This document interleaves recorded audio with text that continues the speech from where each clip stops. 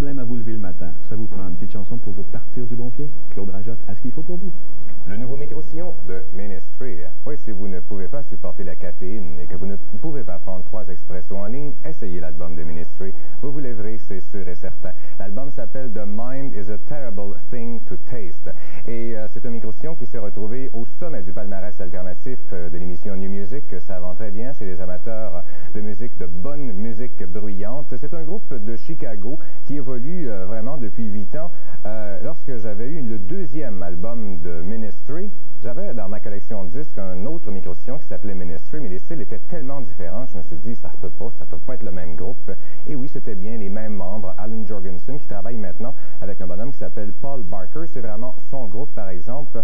Alan, qui s'est rebaptisé Alien, extraterrestre, fait partie également d'un groupe qui s'appelle les Revolting Cocks. Également, il a aidé Skinny Puppy à faire leur dernier micro-sillon qui s'appelle Rabies. Et si vous avez aimé le dernier album qui était très agressif, alors vous allez encore plus aimer celui-là qui est encore plus agressif, mieux fait. Ministry fait partie de cette nouvelle vague de groupes qui font comme du techno-metal, un peu comme fait KMFDM, Sleeping Dogs Awake, également Skinny Puppy, un peu, mais c'est un peu plus élevé que le dernier album de Skinny Puppy. Et il faut vraiment aimer la musique qui déménage. Alan Jorgensen a une voix ultra agressive, et le terme est faible, qui repose sur un lit de guitare fuzzy avec des rythmes très très saccadés. Ça rappelle un peu le genre de son que faisait Public Image Limited sur leur premier album et un peu Killing Joke sur le premier album, mais à l'époque le techno n'existait pas vraiment ou débutait, naissait. Donc ça c'est comme ces groupes, mais quand même avec le côté techno. C'est pas pour tout le monde par exemple. Il faut vraiment aimer la musique heavy et c'est pas facile à digérer non plus. Écouter les deux côtés, c'est pas évident, je vous avoue, mais quand on aime, c'est possible. Et le groupe Ministry devrait venir en spectacle à Montréal. Il y a une tournée qui commence. Je sais qu'ils seront à Toronto le 7 janvier. Et apparemment, ils vont jouer avec Skinny Puppy, KMFDM et My Life with the Thrill Kill Cult. Ça devrait être un excellent spectacle. C'est un très bon micro-sillon. Voici maintenant les flashs de la semaine. Toujours sur une note alternative, le groupe britannique The Mighty Lemon Drops sort un 3e album studio intitulé Laughter, dans un style qui s'apparente à leurs 2 premiers. À noter l'excellente chanson Where Do We Go From Heaven, qui a le potentiel d'un succès. Pour ceux et celles qui suivent la carrière éclectique de Laurie Anderson, voici un nouveau disque à digérer, Strange Angels. Cette fois-ci, Anderson son tour d'inviter tel Bobby McFerrin, le bassiste Tony Levin, ainsi qu'Arto Lindsay, figure prominente de la musique alternative new-yorkaise. Ayant obtenu beaucoup de succès avec sa première collection de versions appelée Labor of Love, UB40 récidive avec Labor of Love 2. Encore toutes des versions, mais bien sûr arrangées au style de UB40, c'est-à-dire le reggae. Souhaitons qu'il y ait une tournée. Déjà, les réactions sont très bonnes sur Presto, le nouveau Rush, et avec raison. À remarquer que la guitare semble avoir préséance sur les claviers qui se font plus discrets. Le réalisateur Rupert Hine a sûrement été une influence dans ce virage pour un son plus pop-rock, mais quand même il a gardé l'identité du groupe. Après 3 ans d'attente, l'artiste québécois Mandeville et son nouveau micro-sillon Où sont passés les vrais rebelles, qui somme toute est une œuvre plus consistante appuyée par l'excellente réalisation de Dechem. Mandeville vieillit bien et prouve qu'il a son propre style. Côté compilation, premièrement un album simplement intitulé Michel Rivard, sur lequel on trouve de tout nouveaux enregistrements de La Complainte du phoque en Alaska, le classique de Beau Dommage, ainsi que Marchand de bonheur et 9 autres de ses chansons, un cadeau idéal pour ses fans. George Harrison a lui aussi une compile sur le marché, Best of Dark Horse 1976-89, qui, comme le titre l'indique, regroupe tous ses succès sortis depuis 13 ans. Il y a aussi Cheer Down de la bande originale du film Little Weapon 2 et une toute nouvelle chanson Poor Little Girl, excellente compilation.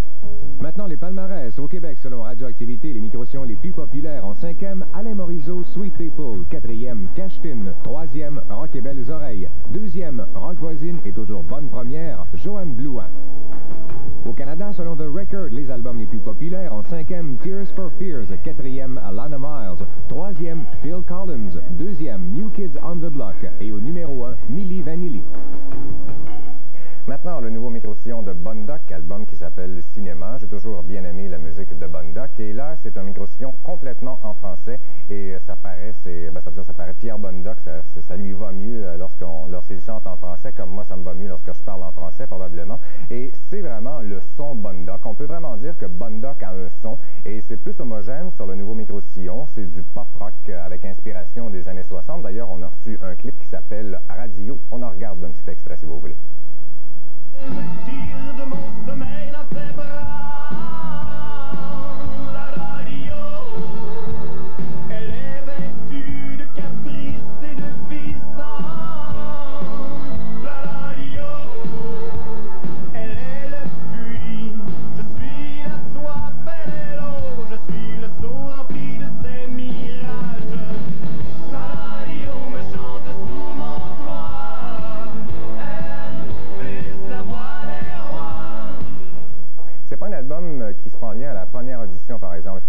quelques fois et à un moment donné, on embarque. Mais il y en a une que j'ai aimée, entre autres, parmi les 11 chansons, c'est Cadillac. Denis Talbot me disait qu'ils la font depuis que le groupe existe à peu près, mais ils l'ont jamais sorti sur disque.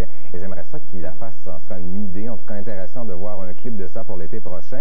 Et en conclusion, je dirais que Bonne Doc fait de la musique sympathique, sans prétention.